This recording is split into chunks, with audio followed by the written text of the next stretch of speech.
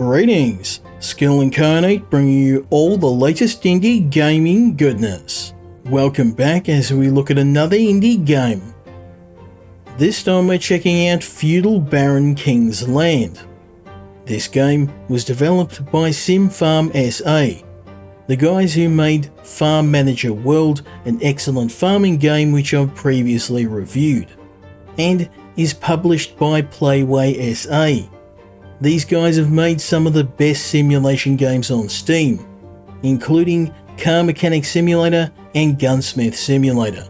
Check out my YouTube channel if you want to see more of their work. Feudal Baron is different to Playway's other games. It's a city builder, with you taking on the role of an ambitious baron trying to restore your ancestral home. Along the way, you'll need to protect and provide for your people, keeping them safe in one of the most dangerous times in history.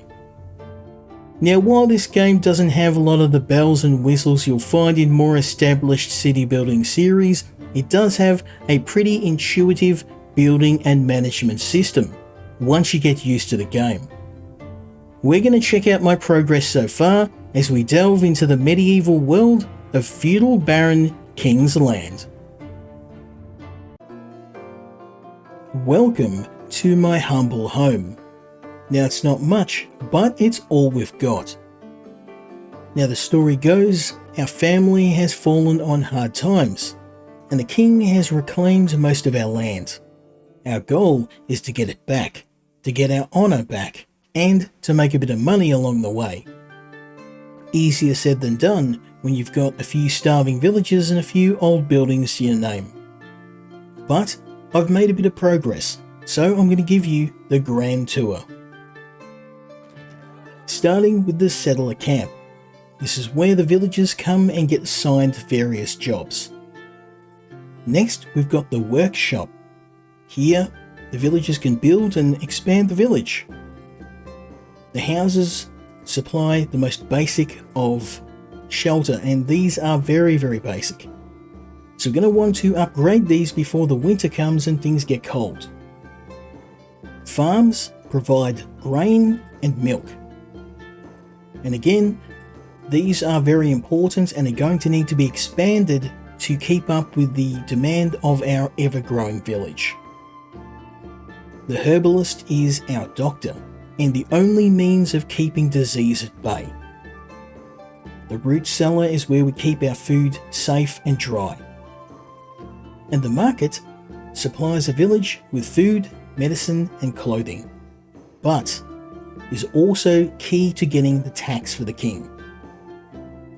Over here we have the lumberjack hut.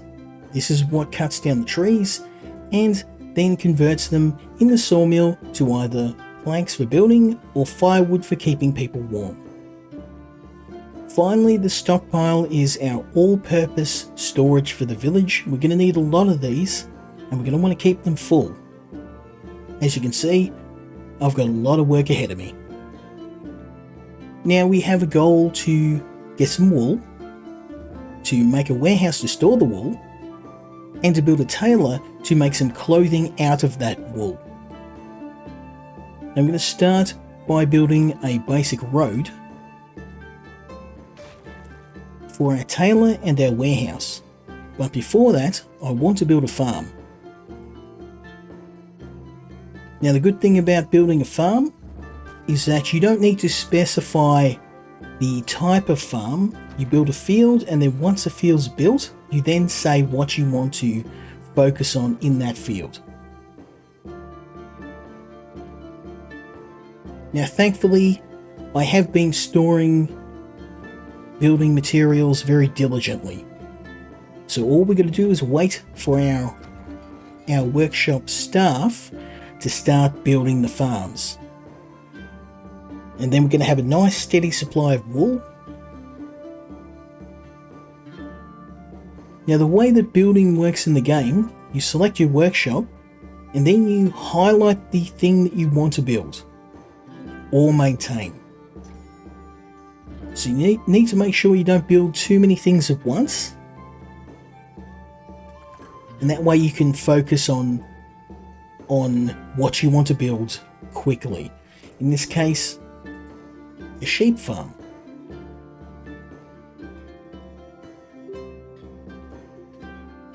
Now I am abusing the fast forward a bit, because construction can take a very long time in this game. And now we've got our farm, so I'm going to focus both of those on wool, and then I'm going to build a tailor, and then a warehouse. Now the warehouse is a advanced storage building, and this is where we're going to be storing most of the more important materials. So I'm going to build the warehouse first, because I want somewhere to store the wool, and then we'll worry about the tailor last. Now one of the cool things about the game, you can see these icons above. And these icons are the needs of each building. As you can see here, these guys aren't happy because they have nowhere to store their product. And we're fixing that now by building a warehouse. And then once this is built, you'll see that these will disappear. These houses have a need for clothing, as you can see, the clothing icon. So you want to try and use this as a guide. Certain needs are obviously more important than others, and speaking of needs, we've now got to pay the king. So let's pay the tribute and have a look at what he's asking for.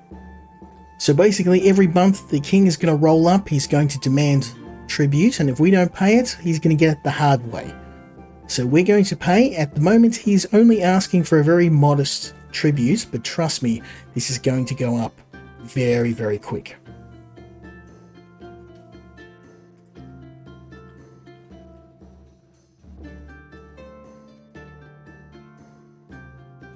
Beautiful. So we've now got storage, and you can see that all of this stuff is now, this wool is now getting taken to the warehouse, and then the warehouse is going to, being right next to the tailor, they'll grab this wool, they'll put it into the tailor, and the tailor will make clothing.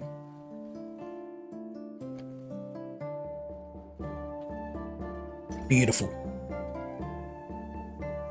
So we've got a bit of a very basic supply chain here.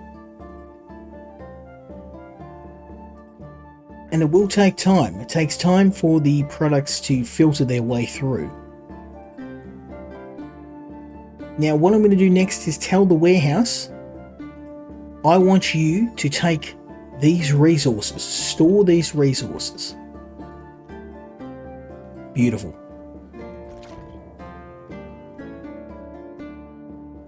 And you can see they're starting to deliver all that wool. And the tailor is now turning that wool into clothes.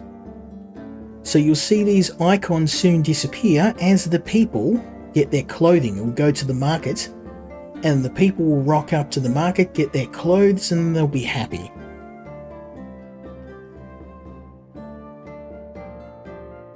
And you can see the clothing icon is starting to disappear from the houses as the peasants are now getting their clothing. Now, of course, there are multiple types of resources you can get. Eventually, when we get nobles, like nobles aren't going to walk around in rags, so we're going to need to build the noble clothing out of fine cloth. But right now, I'm not really focused on that. More immediate concerns are just getting everybody some set of clothes to wear.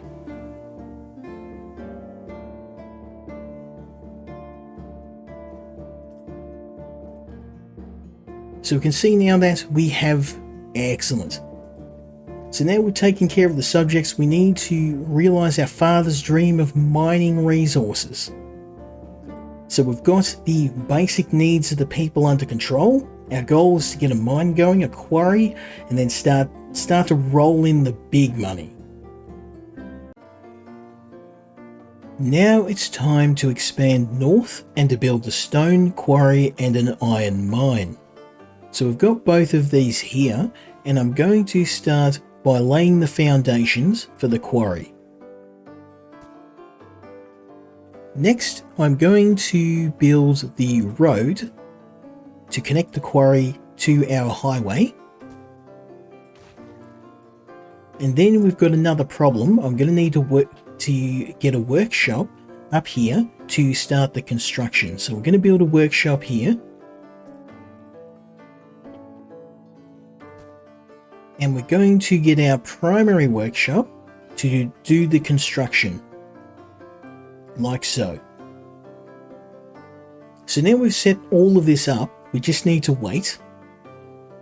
And we also need to get our sawmill to start producing planks.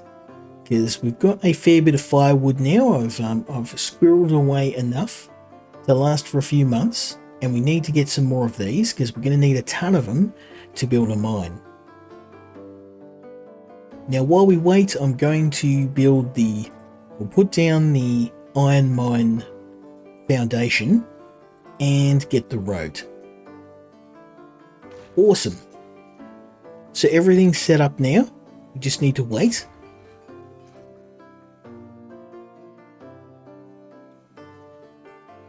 And here we go. The villagers are starting to construct our second workshop.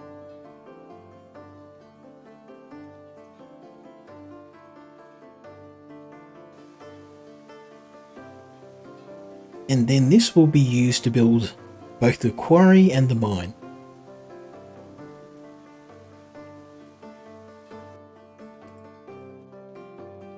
Excellent.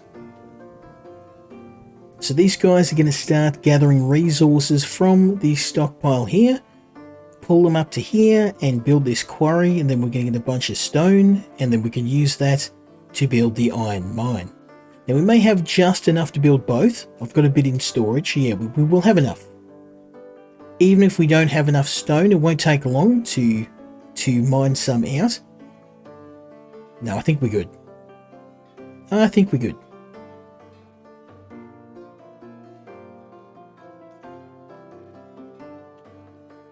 As you can see though, I had over 100 logs.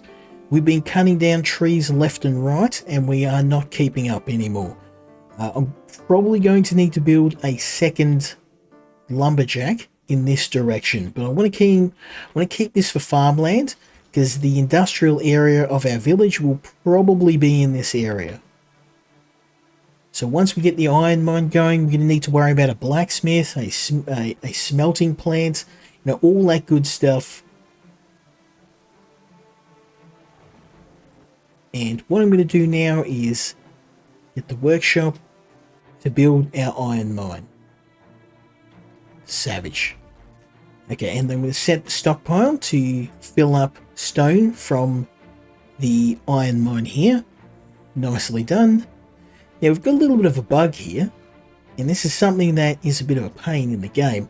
I've noticed sometimes even when you're in range, the workshop doesn't recognize that you've selected a range to build in. So what you have to do is, there's a few ways to fix it. The first is to remove all of your ranged buildings. So set your range to 0 and then reset it. And then if that doesn't work, occasionally you may need to build another workshop. But 9 times out of 10 this fixes it. It's a tiny bug. It's a bit of a bugbear, and it took me a while to figure out. I was very frustrated trying to work out why these guys weren't building, because the workshop was literally next door, and I ended up building a second one, and I figured out you need to actually remove all of the range from your workshop and start from scratch. Not a big deal. Most of the bugs in this game are pretty minor. I am really worried about that wood though, so we're probably going to need to do something about that next.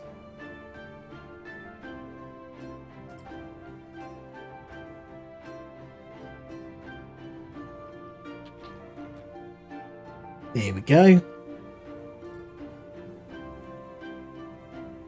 Now fortunately we are really hurting for wood. And of course the king's got to rock up wanting his payment. So we're going to give him his money, and as you can see, look at the jump.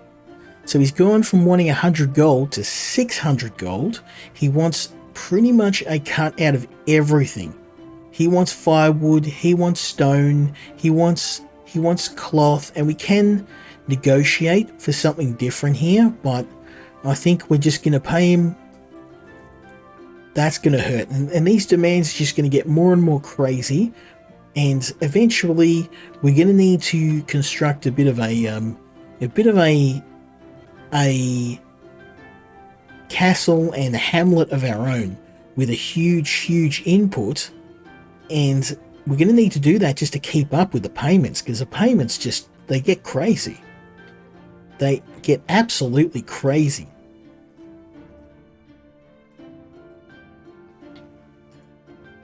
So what we've done is we've got a stone mine, a quarry, we've got an iron mine. The resources are coming out of both of these. They're coming down into the stockpile. And then what we're going to need to do is we need 50 ore and 50 stone. We've got the stone already. So what we're going to do is we're going to chill out. And it's probably a good time to let our resources rebuild. And I think maybe while we wait, it might also be a good time to build to the south. So I'm going to build down here. And I'm going to build we need wood. So I'm going to build another lumberjack.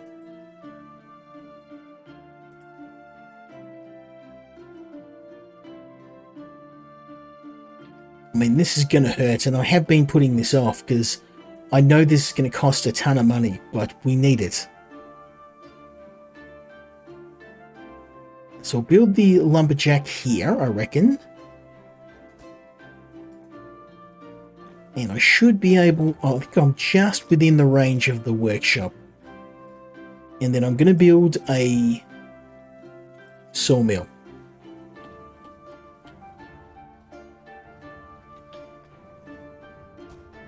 There we go.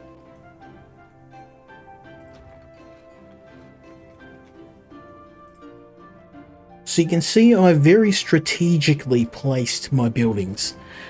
And the reason for that is to use the least possible amount of resources. You don't want to be building workshops everywhere, like a workshop here, workshop here, workshop here.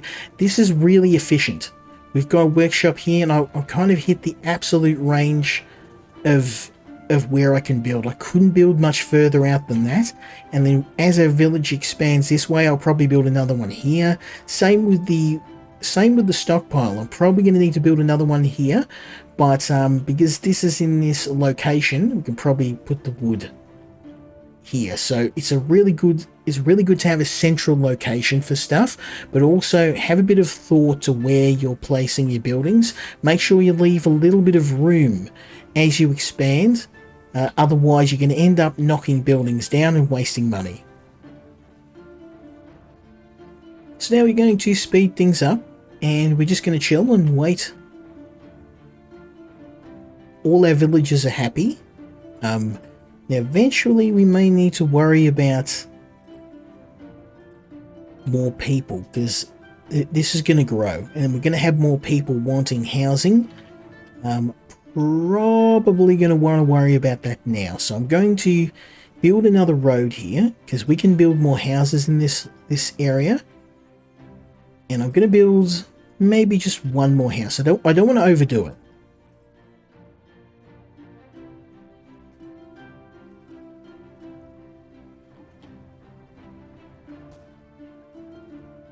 But you also don't want to wait until people are homeless to build a house.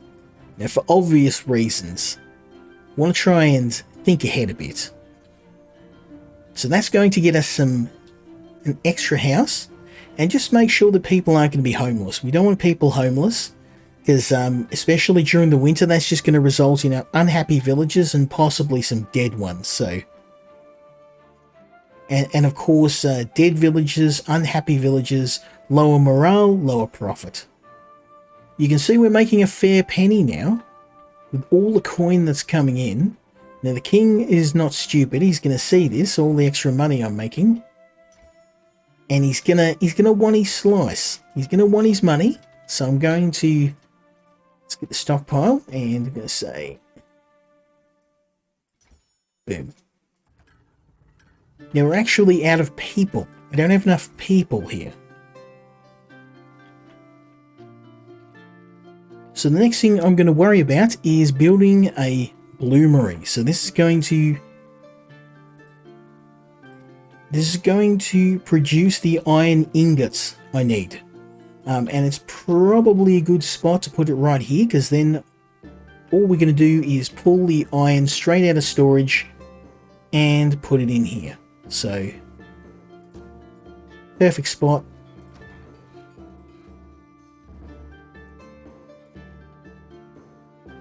Beautiful.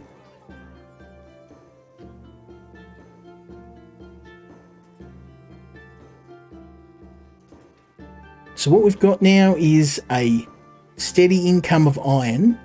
Then we're going to use the stone from the stone mine to build a bloomery, which is basically a forge. And that's going to smelt the iron and make iron ingots and also copper ingots for us. And of course that's going to be valuable for tools and eventually weapons, because we're going to have bandits roll up on us, and eventually the king, he might, his demands might get a bit crazy, and we may need to do a bit of negotiation at the end of a sword. So let's see what the problem is here. We need a warehouse. Okay, I do have a warehouse over here. I don't know, I may need to build another one because... Oh, never mind.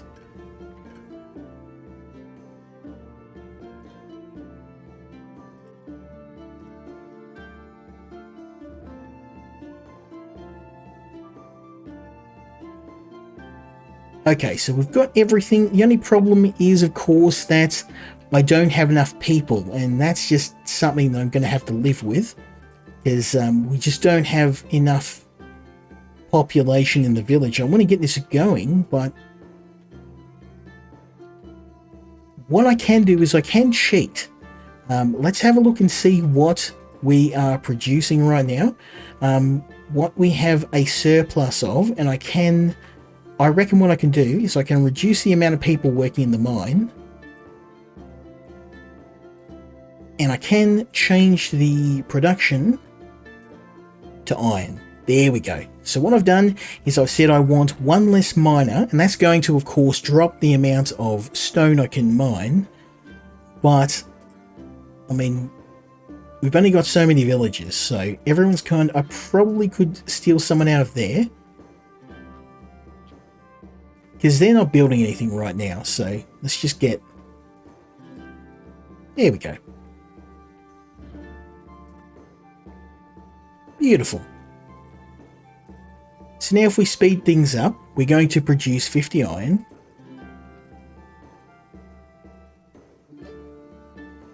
And of course the king, he's going to be overjoyed. He's going to go, wow, you got some iron? Guess what?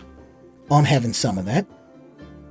So every time you get a new resource, sometimes it's really good to race to get something new, but just realize the faster you get there, the faster the king's gonna dip his dirty fingers into the pie and try and take a slice. So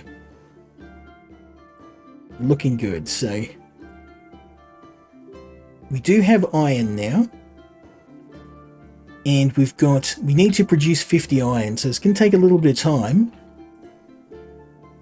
And while we're waiting, let's have a look and see what else can we steal any more workers. I can't afford to take anyone off the farm, because obviously we don't want anyone freezing. And I think, let's get one person out of the warehouse. There we go. This is not perfect, but we do have an operation.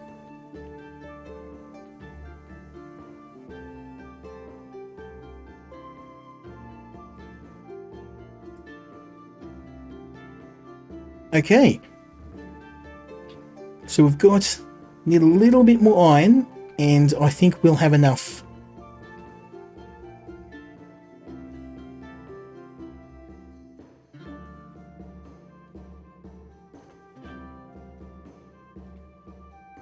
You can see our humble village is really starting to shape up now with iron.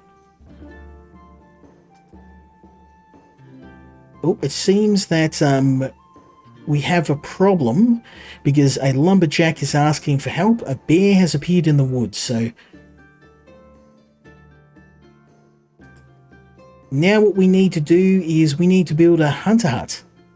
And we need to start worrying about the local wildlife because we've got bears, we've got wolves. It is the medieval times after all. So we need to start defending our people from all of those outside threats. In order to recruit more hunters, we're going to need more villagers. And at the moment, we have a bit of a problem with a low population. Now, until now, things have been growing organically. People moved in, they had kids, those kids had kids, and the village grew. But we're going to need more houses. Now there's a bit of another problem we need to worry about, which is a great shortage of wood logs.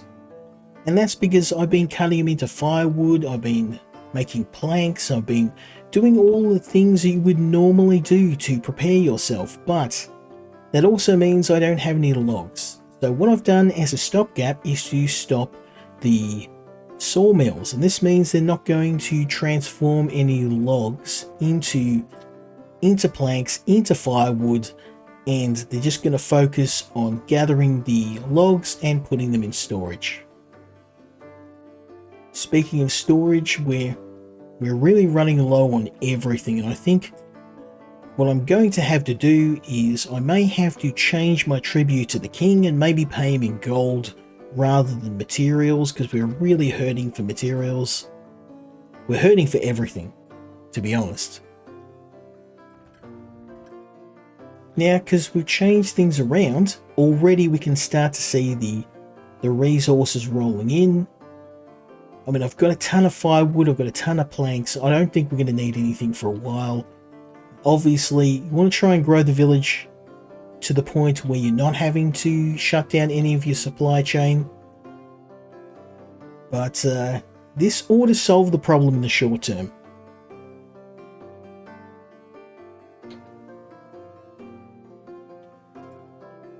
Now, eventually we're going to have a hunter's lodge, and I would like to get some sort of militia stood up. Some swordsmen, some archers, because eventually we're going to have bandits, we're going to have other factions attacking us. We want to have some sort of defense. And of course, the king eventually, down the track, I may tell him to go pound sand, and I may make a play for overthrowing the king myself, because he's not a very nice guy. He's a bit of a standover man. And I mean, I don't think he's going to give my lands back voluntarily, so I think that's eventually the direction things are going to go in. So we've nearly got the Hunter's Lodge built. Beautiful. It's no hallucination. The bear is attacked. Let's arm your subjects with pitchforks and go for a hunt, or the lives of your lumberjacks will be forfeit.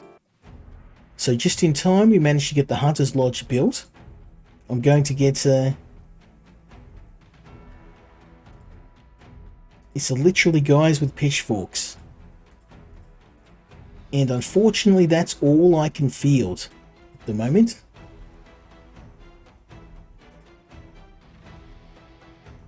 We do have one unit of hunters. I'm guessing I got those when I built the Hunter's Lodge by default. I'm very happy I had that thing built. So we're going to move the units ahead, and we're going to start the battle. Now, the turn-based system in this game, very simplistic, but it's serviceable. I mean, to be honest, combat isn't the main focus of the game. I would have liked something a little bit more interactive than this, but it's a minor gripe. Now, I'm waiting for the bear to get into range so I can let loose with the bow, and I don't think there's a line of sight back to the game. But let's see if we can...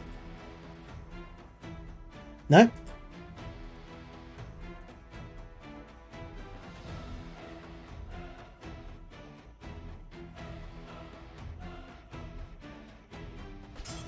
There we go. He's in range. We can... Oh, he's going straight for the camp. That's not happening.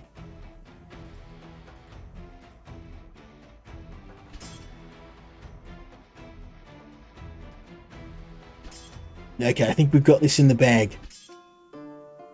The hunt is over. Now we have iron. We need a smithy. I've already done that. Actually, no, I don't have a smithy yet.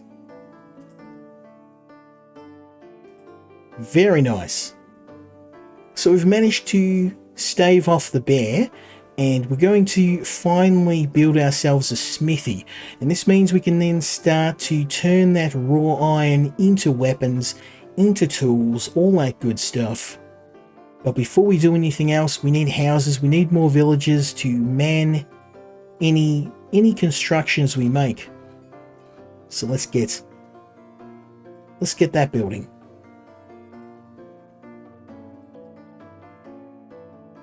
Now here's the smithy, and it makes sense to put it next to the. Oh, it's gonna be a tight fit, but I think we can do it. Beautiful. It makes sense to put it next to the bellows here, next to our bloomery, which will take the iron ore straight out, put it into the smithy, and make ourselves some weapons and tools.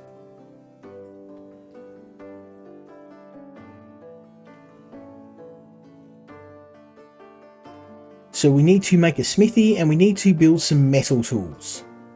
I mean, I would have preferred some weapons, but priorities and all.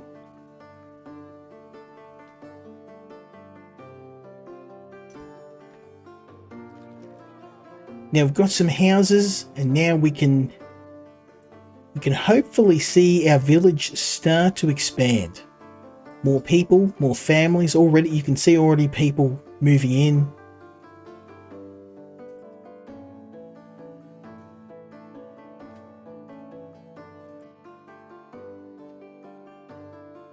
And oh, we need some food for these people, so I think I should be able to. No, I can't. It's out of range. So I'm going to need to build another root cellar, because this guy's hungry and this building is too far away. So let's do that. We're going to build another root cellar.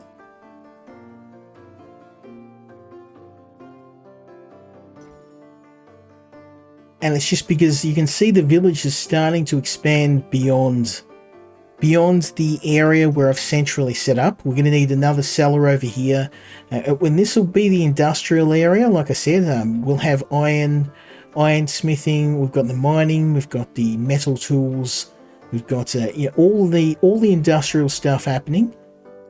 I'm just hoping I will not need to construct another. No, I won't. Excellent. And there we go. So we've got a stockpile. And hopefully this is going to... Yep, there we go. We are now constructing tools. And we've now got houses.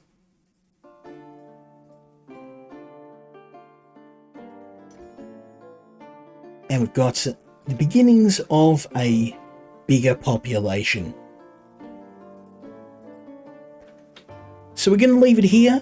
I have a thriving village. We've come from nothing but a rickety old set of buildings and a few starving villagers to what is the beginning of an industrialized village.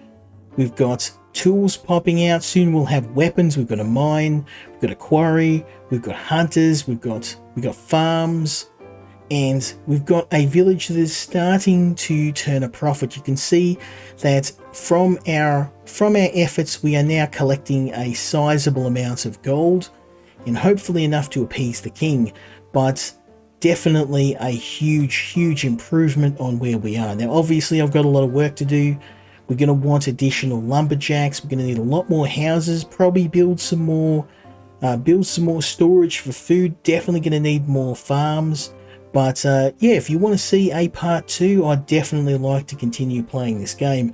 As I said, for a city builder, it certainly has some really interesting mechanics, and the mix of turn-based combat and city building really was a welcome addition. Goes to show that Playway continuing to go from strength to strength, and I'm really looking forward to seeing what they come up with next. As always, leave me a like, leave me a subscribe, let me know what you think in the comments, and hopefully you'll join me next time when we check out another indie game. Until then, Skill Incarnate, out.